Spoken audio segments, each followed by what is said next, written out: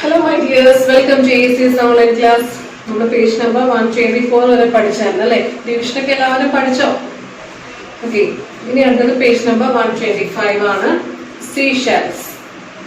Dhruv lives near the sea. He thought of making necklaces for his 3 friends. ധ്രുവിന്റെ വീട് ഒരു കടലിനടുത്തായിരുന്നു. ഒരു ദിവസം ധ്രുവ് വിചാരിക്കുകയാണ് ധ്രുവിന്റെ 3 സുഹൃത്തുക്കൾക്ക് വേണ്ടി ഒരു നെക്ലസ് ഉണ്ടാക്കി കൊടുക്കുക. He looked for seashells the whole day. അപ്പൊ ഒരു ദിവസം മുഴുവനും ഈ കല്ല് എന്താ പറയാ, സീഷെൽസ് എന്ന് പറഞ്ഞാൽ നമ്മുടെ ഈ കല്ലിൽ നിന്ന് കക്കയുടെ ഒരു പീസ് കിട്ടത്തില്ലേ, ഓക്കെ, അത് കളക്ട് ചെയ്ത് നെക്ലസ് ക്രിയേറ്റ് ചെയ്യാൻ ശ്രമിക്കുകയാണ്. He collected 112 seashells by evening. Okay, ഒരു ദിവസം മുഴുവനും സീഷെൽസിന് വേണ്ടിയിട്ട് കടല് മുഴുവൻ നടന്നു. അപ്പൊ വൈകുന്നേരം ആയപ്പോൾ ടോട്ടൽ 112 സീഷെൽസ് കിട്ടി. അത് ഉപയോഗിച്ച് 3 സുഹൃത്തുക്കൾക്ക് നെക്ലസ് ഉണ്ടാക്കി കൊടുക്കാൻ പോവുകയാണ്. Now he had many different colors and shiny shells. പലതരത്തിലുള്ള സീഷെൽസ് എല്ലാം കിട്ടി. അത് വെച്ച് മനോഹരമായ 3 നെക്ലസ് ക്രിയേറ്റ് ചെയ്ത് സുഹൃത്തുക്കൾക്ക് കൊടുക്കാൻ വേണ്ടിയിട്ട് പ്ലാൻ ചെയ്യുകയാണ് Dhruv. I will make a necklace of 28 shells. അപ്പോൾ 28 ഷെൽസ് അടങ്ങുന്ന ഒരു നെക്ലസ് ക്രിയേറ്റ് ചെയ്യാം. Will these shells be enough to make a necklace for all my friends? അപ്പോൾ മൊത്തം 112 സീഷെൽസ് കിട്ടിയിട്ടുണ്ട്, കളേർഡ് സീഷെൽസ് കിട്ടിയിട്ടുണ്ട്. അപ്പൊ 3 സുഹൃത്തുക്കളുണ്ട്.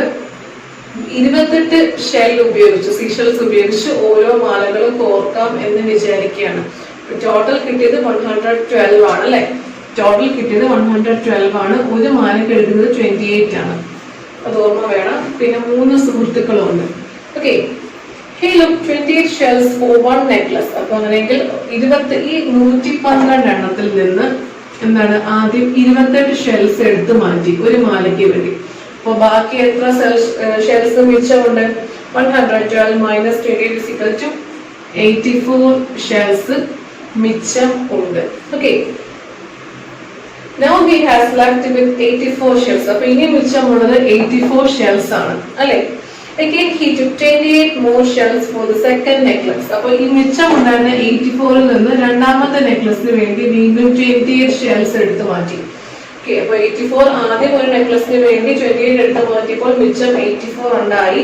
ഇനി രണ്ടാമത്തെ മാലയ്ക്ക് നെക്ലസിന് വേണ്ടി 84ൽ നിന്ന് വീണ്ടും 28 ഷെൽസ് എടുത്ത് മാറ്റി. മിച്ചം എത്രയുണ്ട്? How many shells are left now? എത്ര മിച്ചമാണ് കാണും? 84 minus 28. അവിടെ എഴുതുക 84 minus 28 that is equal to 56 മിച്ചം കാണും. രണ്ടാമത്തെ നെക്ലസിന് വേണ്ടി സീഷെൽസ് എടുത്ത് മാറ്റി കഴിഞ്ഞപ്പോൾ 56 എണ്ണം ഇനി മിച്ചമുണ്ട് അല്ലെ?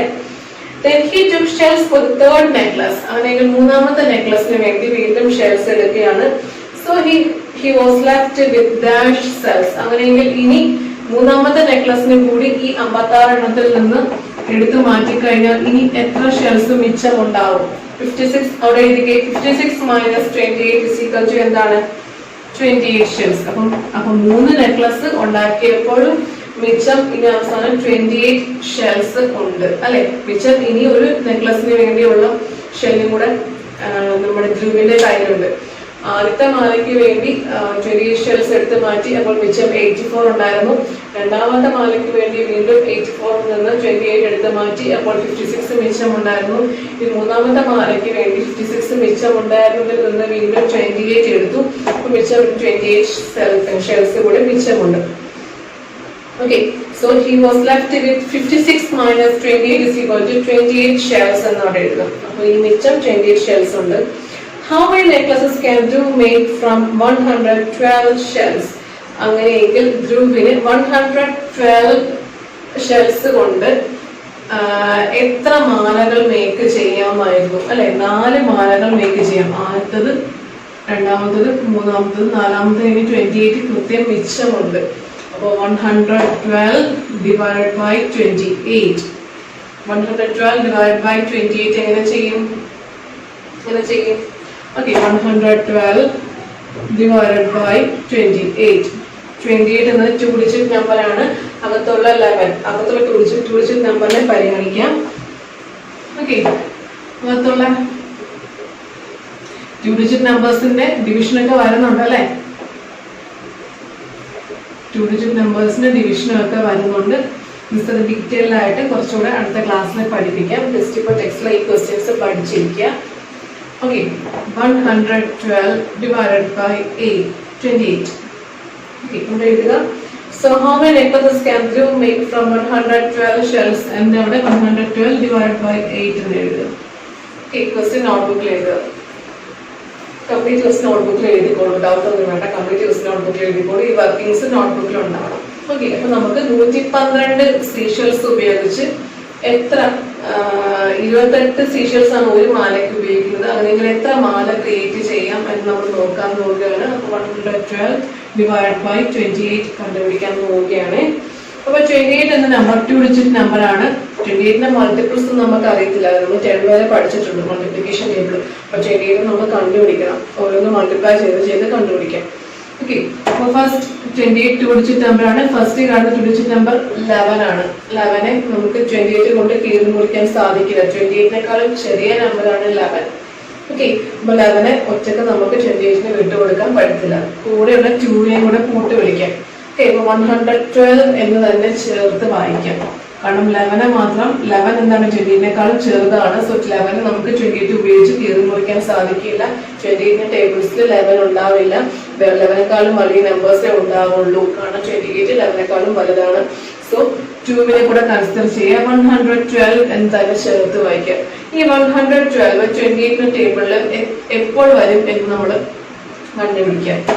28 ഓരോന്നും കണ്ടുപിടിക്കണം. 28 into 1 is equal to 1 ആണ്. 28 തന്നെയാണ്. 28 into 2 ചെയ്ത് നോക്കി എന്ത് കിട്ടും? 8 2s are 16. 2 into 4 4 plus 1 56.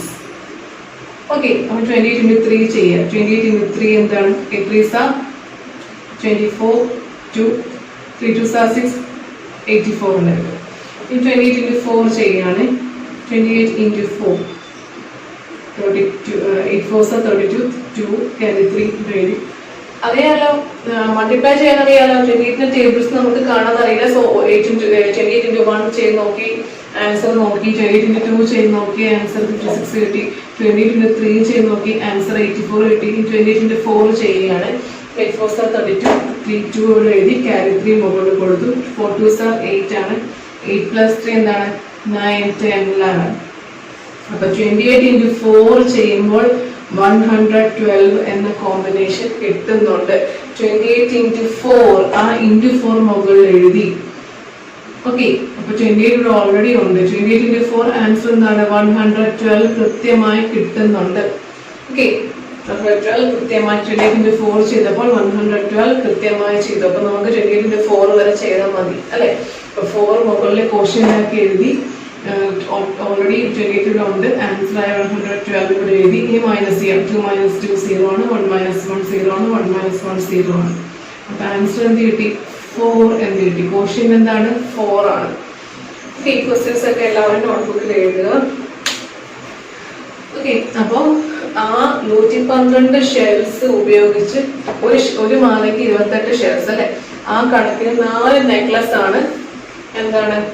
4 necklace ആണ് നമ്മുടെ ധ്രുവിന് ക്രിയേറ്റ് ചെയ്യാൻ സാധിക്കുന്നത് എന്ന് മനസ്സിലാക്കിയല്ലോ.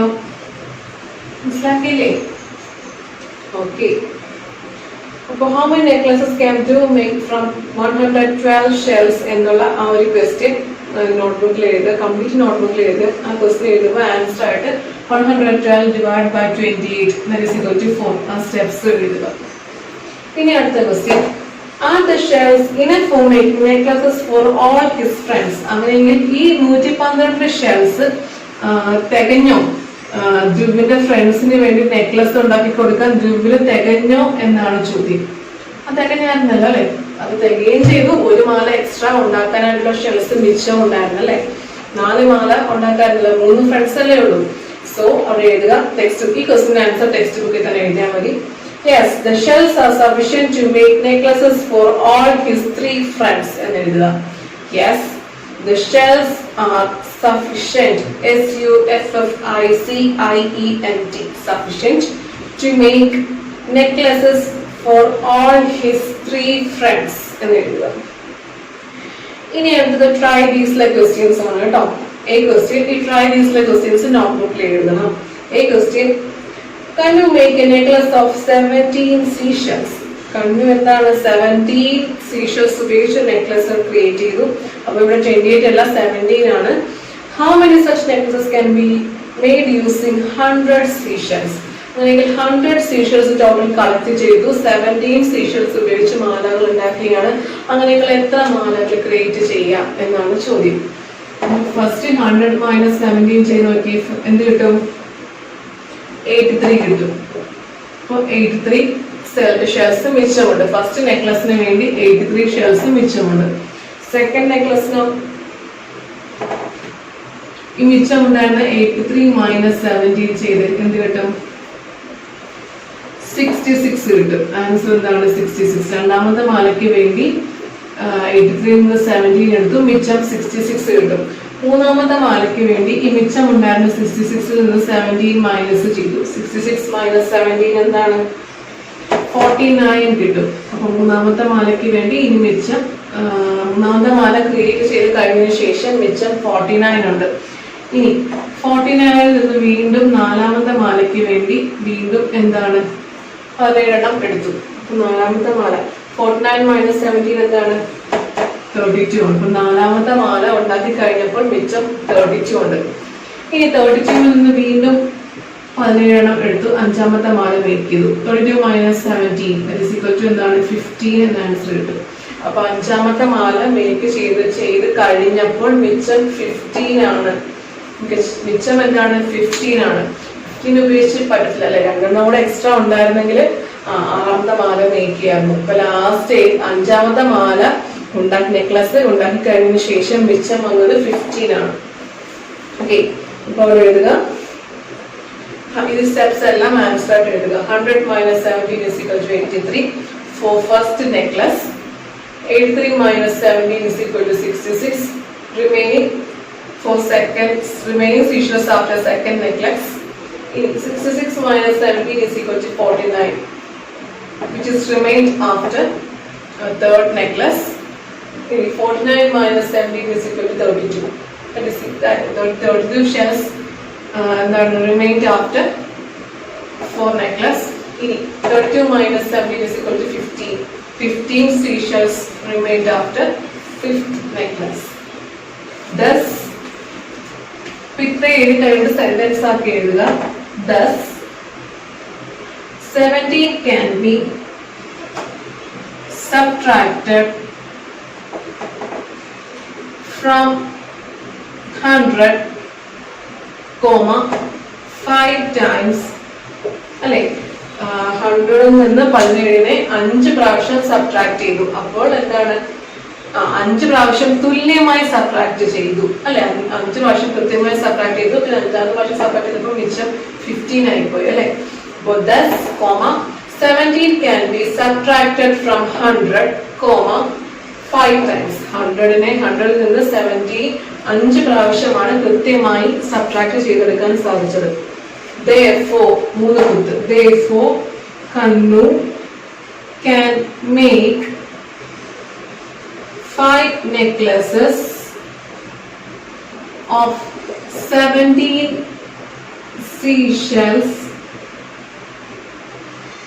Okay, therefore, next sentence ആക്കി എഴുതുക. Therefore, Kannu can make 5 necklaces of 17 seashells. 5 necklace 17 seashells അടങ്ങുന്ന 5 നെക്ലസ് ആണ് കണ്ണുവിന് മേക്ക് ചെയ്യാൻ സാധിച്ചത്. And after making 5 necklaces, 5 necklaces ഉണ്ടാക്കിയതിനു ശേഷവും 50 seashells will be left unused. ആ ക്വസ്റ്റ്യന്റെ കംപ്ലീറ്റ് ആൻസർ നമ്മൾ എന്താക്കി?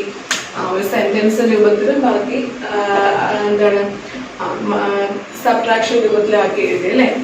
അപ്പോ Kannu can make 5 necklaces of 17 seashells എന്ന് എഴുതിയതിനു ശേഷം full stop.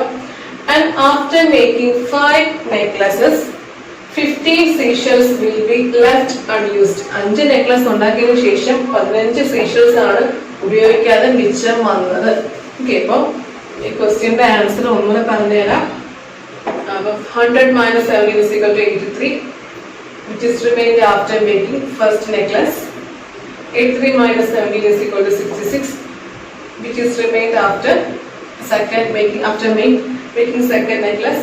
66 minus 17 is equal to 49, which is remained after making third necklace. 49 minus 17 is equal to 32, which is remained after making fourth necklace. 32 minus 17 is equal to 15, which is remained after making 5 necklace. ഇതുവരെ എല്ലാവർക്കും മനസ്സിലായല്ലോ. അഞ്ചാമത്തെ necklace ഉണ്ടാക്കിയതിനു ശേഷം 15 മിച്ചം വന്നത്. ഈ 15 വെച്ച് വീണ്ടും ആറാമത്തെ നെക്ലസ് ഉണ്ടാക്കാൻ സാധിക്കില്ല, കാരണം നമ്മൾ ഓരോ നെക്ലസിന് 17 ഉപയോഗിച്ചിരുന്നത്. സോ നെക്സ്റ്റ് സ്റ്റെപ്പിൽ എഴുതുക thus, 17 can be subtracted from 100, 5 times. 17നെ 100ൽ നിന്ന് 17നെ 5 പ്രാവശ്യമാണ് കൃത്യമായി സബ്ട്രാക്ട് ചെയ്തെടുക്കാൻ സാധിച്ചത്.